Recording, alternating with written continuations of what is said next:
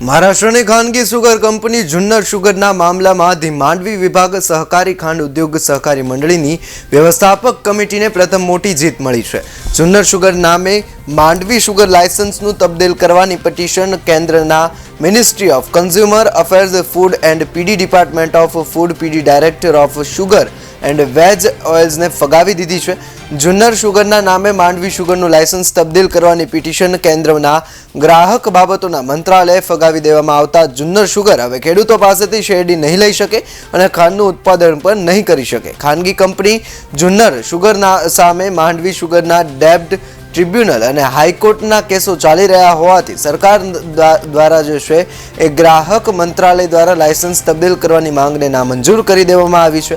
માંડવી સુગરની સંપૂર્ણ પ્રોપર્ટીનું વેચાણ ન થયું હોવા છતાં ખાનગી સુગર કંપનીએ નહીં વેચાયેલી જમીન પર પણ કબજો કરી લઈ ગુજરાત સરકારના નિયુક્ત વ્યવસ્થાપક કમિટીના પ્રમુખ સંદીપ રમેશચંદ્ર શર્મા સહિત અગ્રણીઓને માંડવી સુગરના કેમ્પસમાં પ્રવેશ કરતા અટકાવ્યા હતા।